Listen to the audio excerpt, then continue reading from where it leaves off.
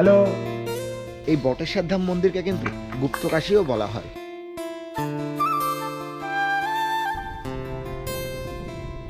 কত বড় বড় সব বট গাছ। ভারতীয়দের জন্য 25 টাকা। পবিত্র গঙ্গা নদী। 13071 জামালপুর এক্সপ্রেস। ট্রেনের লাইট এখনো জ্বালায়নি, তো উঠি আগে দেখি। পাহাড়ের উপরে কিন্তু একটা গুপ্ত জায়গা রয়েছে, সিঁড়ি করা রয়েছে।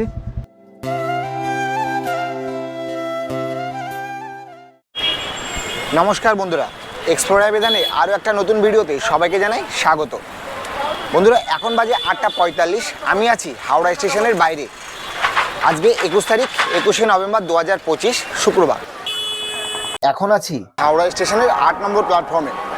আর এখান থেকে 13071 হাওড়া জামালপুর এক্সপ্রেস ধরে আজকে আমরা যাব কাহালগাঁও। ট্রেন এখনও প্ল্যাটফর্মে দেয়নি, আর কিছু পরেই দিয়ে দেবে 8 নম্বর প্ল্যাটফর্মে জামালপুর এক্সপ্রেস। 9:01 আর দিয়ে দিল 8 নম্বর প্ল্যাটফর্মে 13071 জামালপুর এক্সপ্রেস। তো আমাদের কামরা S2, S3 আর ওই রয়েছে S2। তো এখন S2-র দিকেই যাচ্ছি। দরজা এখনও খোলেনি। ট্রেনে ছাড়ার টাইম হচ্ছে রাত্রি 9:30 আর পৌঁছাবে সকাল 4:30। ট্রেনের লাইট এখনও জ্বালায়নি, তো উঠি আগে দেখি। 13-14 আপার আর মিডিল। টোটাল 382 কিলোমিটার রাস্তা জার্নি করতে চলেছি আজকে আমরা। প্রায় 7 ঘন্টা জার্নি করব। হাওড়া থেকে কাহালগাঁয়ের টিকিট পড়েছে আমাদের 250 টাকা, যেটা স্লিপার ক্লাসে। আর 3E যার ভাড়া 615 টাকা, আর 3A যার ভাড়া 665 টাকা। যে সকল বন্ধুরা রাত্রে এই ট্রেন জার্নি ভালোবাসে তাদের জন্য কিন্তু এই ট্রেনটি বেস্ট অপশান।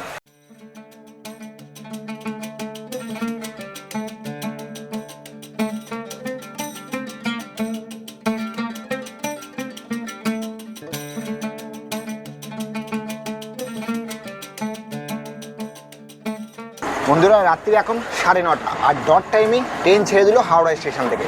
আর এই হাওড়া স্টেশন থেকে ছাড়ার পরে তার প্রথম গন্তব্য বর্ধমান জংশন, যেটা পৌঁছাবে 10:30। 10:35 নাগাদ ট্রেন এসে পৌঁছালো বর্ধমান জংশন। আর এখানে ট্রেন 5 মিনিট দাঁড়িয়ে আবারও ট্রেন যাত্রা শুরু করলো। রাত্রি এখন 11টা।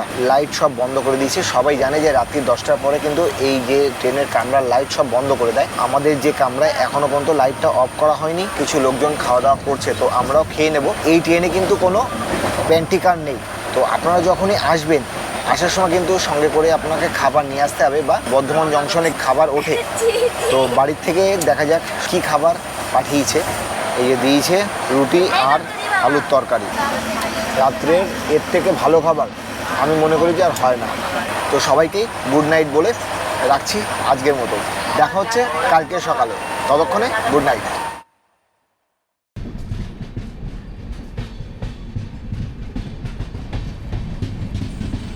সুপ্রভাত বন্ধুরা, ঘড়ি কাটায় এখন সকাল 4:50। এইমাত্র আমাদেরকে আমাদের গন্তব্যস্থল কাহালগাঁওতে নামিয়ে দিল। দেখুন আমার পেছন থেকে কিন্তু ট্রেনটি বেরিয়ে যাচ্ছে স্টেশন ছেড়ে। তো আজকে আমরা যাব নতুন একটি জায়গায়, নতুন কিছু দেখানোর জন্য। এখানে রয়েছে গঙ্গার উপর 3টি দ্বীপ, যেখানে রয়েছে 3টি মন্দির, বিক্রমশিলা, মহাবিহার। এছাড়াও দেখব আরও অনেক কিছু। টোটালটাই রয়েছে অফবিট একটি জায়গা।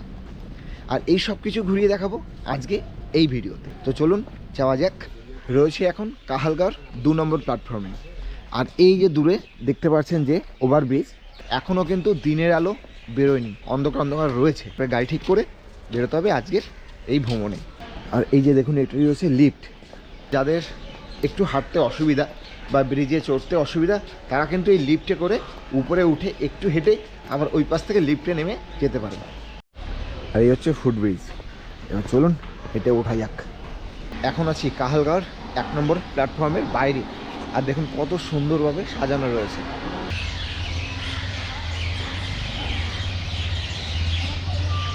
গাড়ি ঠিক করব, তো গাড়ি কিন্তু দেখতে পাচ্ছি না। রয়েছে এরকম অটো আর টোটো।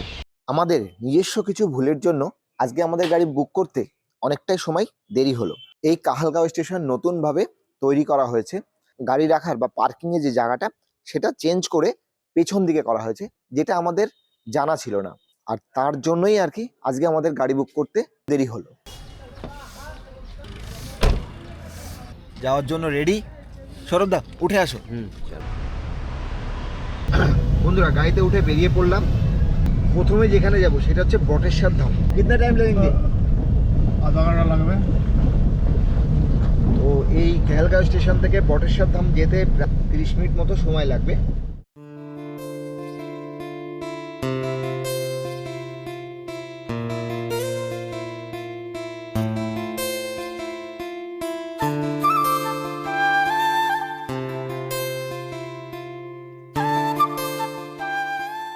পরিবেশটা এতটা সুন্দর যে ক্লান্ত ভাবটা, রাত্রে যে ট্রেন জার্নি করে সকালের যে ক্লান্তি ভাবটা সেটা কিন্তু একদম নেই, মানে কেটে গেছে, ফ্রেশ হয়ে গেছে একদম। আর এই হচ্ছে দেখুন গঙ্গা, ওই যে বলছি ওই হচ্ছে গঙ্গা নদী, খুব সুন্দর লাগছে, অপূর্ব। বন্ধুরা সকাল এখন 7:17 আর এসে পৌঁছালাম বটেশ্বর ধামে। আমার সামনেই রয়েছে গঙ্গা নদী, পবিত্র গঙ্গা নদী। দেখুন কুয়াশায় কিছু বোঝা যাচ্ছে না যে কতটা চওড়া, কত সুন্দর লাগছে দেখুন। আর ওই সাইড দিয়ে রোদ্রের একটা ঝলক, অপরূপ লাগছে।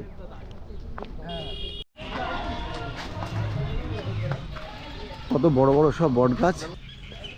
ফাইনালি পৌঁছে গেলাম বটেশ্বর মন্দির।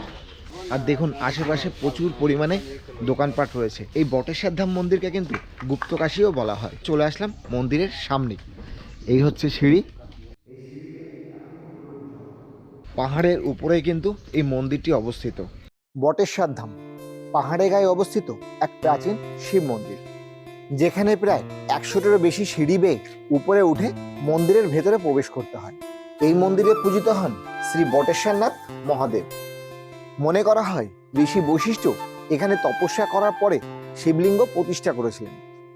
এই বটেশ্বর ধাম মন্দিরটি বিহারের ভাগলপুর জেলার কাহালগাঁওতে অবস্থিত। এই জায়গাটিকে গুপ্তকাশীও বলা হয়। পুরাণ মতে কাশী প্রতিষ্ঠা হওয়ার কথা থাকলেও মাত্র এক যবের ব্যবধানে এখানে কাশী প্রতিষ্ঠা হয়নি। গঙ্গা নদী এখানে উত্তরবাহিনী, যা পবিত্র হিসাবেই ধরা হয়।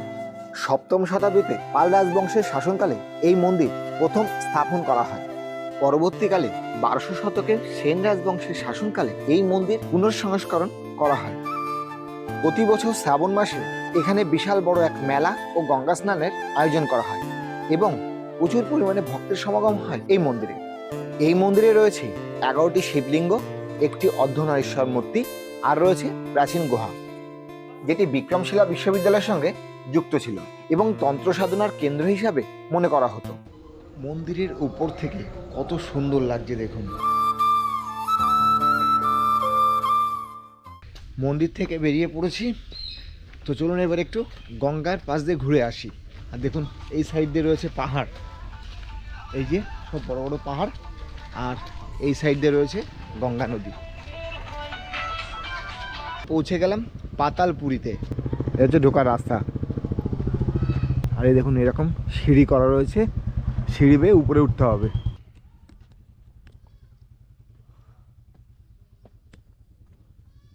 ধীরে সুস্থে উঠতে হবে। এই হচ্ছে একটা গুহা, দেখে আসি আগে এখান থেকে। এটা যা যাবে না, এটা এত অব্দি। এই সিঁড়ি বেয়ে উপরে উঠতে হবে। এই যে পাথরের গায়ে রয়েছে বিভিন্ন রকম মূর্তি, কিন্তু সেগুলি ধ্বংসাবশেষ।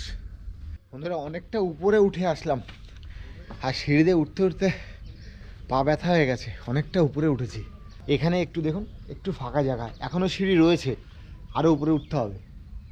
দু সাইড দিয়েই রয়েছে সিঁড়ি। অনেকটাই নিচে ছিলাম। এখানে যে দেখুন পাথরে খোদাই করা সব মূর্তিও রয়েছে।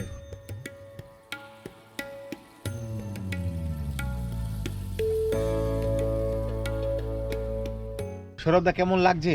দারুণ দারুণ, মানে পাহাড়ের গায়ে মন্দির তো ছিলই, কিন্তু মন্দিরের পাশে যে এরকম একটা গুপ্ত জায়গা রয়েছে মানে যেখানে পাতালপুরি বলা হচ্ছে। হ্যাঁ, জানি না এর ইতিহাস কি, বলতে পারবো না, যদি আপনারা কেউ জেনে থাকেন কমেন্ট করে জানাবেন। কমেন্ট করে অবশ্যই জানাতে কিন্তু পারেন। এটা জায়গাটা দেখে মনে হচ্ছে এটা একটা কোনো প্রাচীন ধ্বংসস্তূপ, প্রাচীন সেটাকে ধ্বংসস্তূপ। মাটির নিচ থেকে পরে আবিষ্কার করা হয়েছে এবং আরও অনেক ছোট ছোট গুহা রয়েছে যেগুলোতে ঢোকার কোনো পারমিশন নেই। বিশেষ করে আমার এরকম এই অফবিট জায়গাগুলি দেখতে খুবই ভালো লাগে এবং তার ভিডিও করে আপনাদের সামনে তুলে ধরতে আমার তো আরও ভালো লাগে।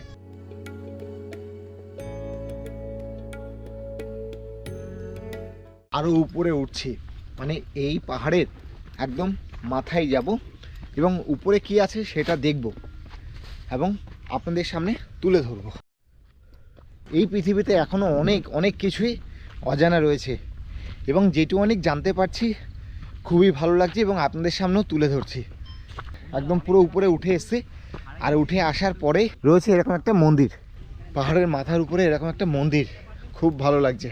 হচ্ছে পাহাড়ের মাথার উপরে অমরনাথ মন্দির, মন্দিরের সামনেই রয়েছে নন্দী মহারাজের একটি মূর্তি, আর এই যে ভেতরে রয়েছে ভোলে বাবার একটি মূর্তি, দেখুন শিবলিঙ্গ, আর রয়েছে এই পাশে আরও দুটি মূর্তি।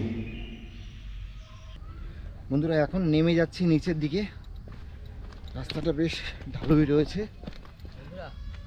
বন্ধুরা এখন নিচে নেমে এসেছি, যাওয়ার পথে ওই হচ্ছে বটেশ্বর মন্দির, এই হচ্ছে সেই পাহাড়, আর এই পাহাড়ের এই হচ্ছে সব গুহার মুখ। এই যে দেখুন এই সব গুহা অনেকগুলো রয়েছে, এরপরে সব অন্ধকার। এখানে রয়েছে অনেকগুলো গুহা এবং এইসব গুহার মুখগুলো কোথায় গিয়ে যে উঠেছে কোনো জানা নেই এবং সরকার থেকে এরকম অনেকগুলো গুহার কিন্তু মুখ বন্ধ করে দেওয়া রয়েছে এবং এই গুহার ভিতর ঢোকা কিন্তু নিষিদ্ধ। হ্যালো, কিছুই বোঝা যাচ্ছে না। দেখুন বটেশ্বর ধাম দেখা হয়ে গেল, এবার যাব আমরা বিক্রমশিলা। গাড়িতে উঠে যাক।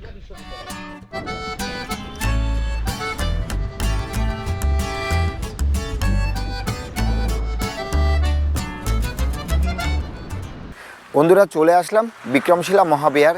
তো এখানে প্রথমে টিকিট কাটতে হবে, তারপরে ঢুকবো ভেতরে।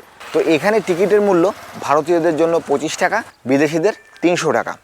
তো চলুন আগে টিকিটটা কেটে নিই। বিক্রমশিলা মহাবিহারের ভেতরে ভিডিও করার জন্য আমাদের আধার কার্ডের জেরক্স এবং ফোন নাম্বার দিয়ে আমাদের আলাদা করে টিকিট কাটতে হলো। সেই টিকিটের মূল্য পড়লো 25 টাকা। বন্ধুরা টিকিট কেটে নিলাম। বিক্রমশিলা বিশ্ববিদ্যালয় বা বিক্রমশিলা মহাবিহার বিশ্ববিখ্যাত নালন্দা বিশ্ববিদ্যালয়ের মতো বিহারের ঐতিহ্যবাহী বিশ্ববিদ্যালয়। অনেকটাই নিচে নেমে এসছে দেখুন, আর এই চারি সাইডে রয়েছে দেখুন বিক্রমশিলা মহাবিহারের ধ্বংসাবশেষ, তিব্বতী মন্দির, যার উদ্দেশ্য ছিল উচ্চতর বৈদেশিক শিক্ষা, তন্ত্র সাধনার চর্চা করা। অষ্টম শতাব্দীতে পাল রাজবংশীয় রাজা ধর্মপাল তিনিই প্রথম এই বিশ্ববিদ্যালয় প্রতিষ্ঠা করেন। তৎকালীন ভারতবর্ষের শীর্ষস্থানীয় শিক্ষা কেন্দ্রগুলির মধ্যে অন্যতম, যেখানে পড়ানো হতো বৈদ শিক্ষা, শরীরচর্চা, তন্ত্র সাধনা, আরও অনেক কিছু। 1300 খ্রিস্টাব্দে তুর্কি আক্রমণে এই বিক্রমশিলা বিশ্ববিদ্যালয় সম্পূর্ণরূপে ধ্বংস হয়ে যায় এবং প্রচুর পণ্ডিত তিব্বতে পালিয়ে যান। চীন, নেপাল, ভুটান, মায়ানমার এবং ঐতিহাসিক সিল্ক রুট ধরে দূর প্রাচ্য থেকে পড়তে আসতো সব ছাত্ররা। এই সব ছাত্রদের থাকার জন্য ছিল আবাসিক কক্ষ। এই বিক্রমশিলা বিশ্ববিদ্যালয় শুধুমাত্র একটি বিশ্ববিদ্যালয় নয়, ছিলেন একটি অসীম জ্ঞানের একটি বাতিঘর। এই মিউজিয়াম খোলা থাকে সকাল 9টা থেকে বিকেল 5টা অবধি।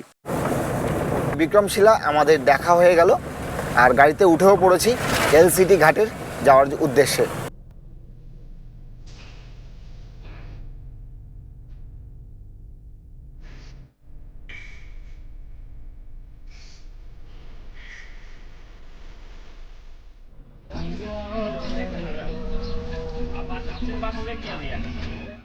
বেশ কিছুক্ষণ গাড়িতে আসার পরে পৌঁছে গেছি কাহালগাঁয়ের অন্যতম একটি দর্শনীয় স্থান এলসিটি ঘাট।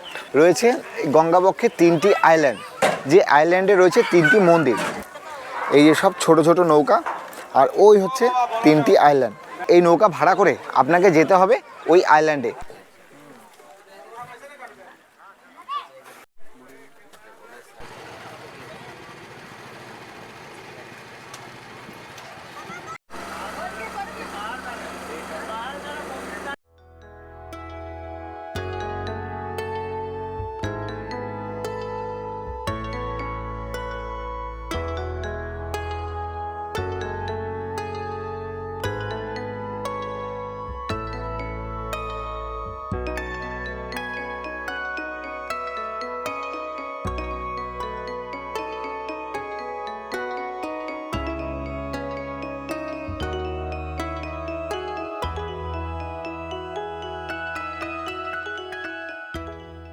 এসে পৌঁছালাম শান্তি বাবার আশ্রমের ঠিক সামনে।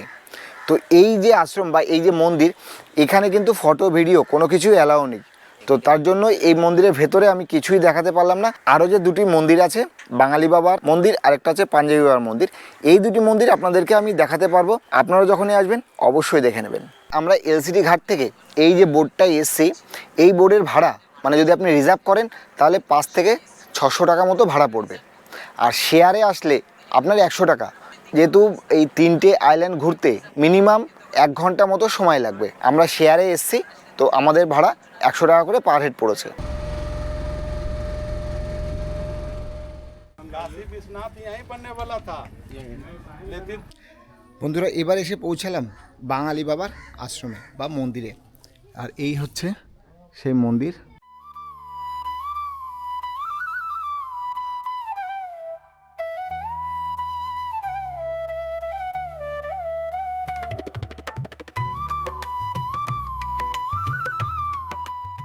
कासड़ी नाम का जो चीज नाम धराया हुआ है, यह काशी विश्वनाथ बनने वाला था मंदिर।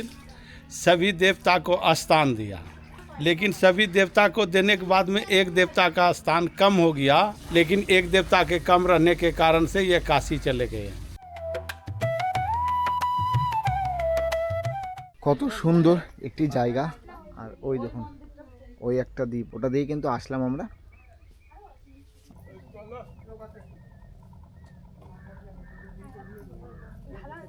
দেখে নিলাম বাঙালি বাবার মন্দির বা আশ্রম। তো আরও একটা যে আইল্যান্ড আছে পাঞ্জাবি বাবার আশ্রম বা মন্দির, এবার সেটাই যাব এবং আপনাদেরকেও দেখাবো।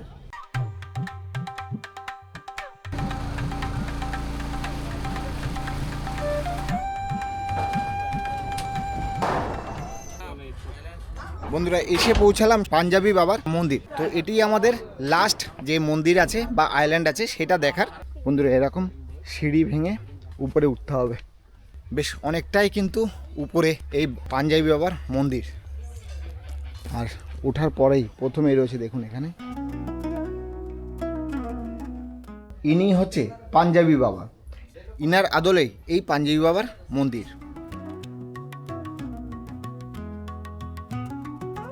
সামনে এখানে রয়েছে বজরংবলীর একটি মূর্তি।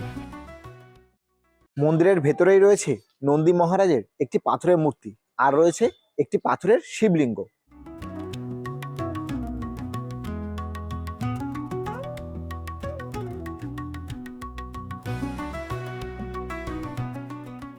এই গঙ্গাবক্ষে 3টি আইল্যান্ড বা মন্দির আমাদের দর্শন করা কমপ্লিট। তো এখন আমরা যাব, আমাদের যে বোট রাখা রয়েছে ঘাটে বাঁধা, সেই বোটে করে আবার যাব আমরা এলসি ঘাটে।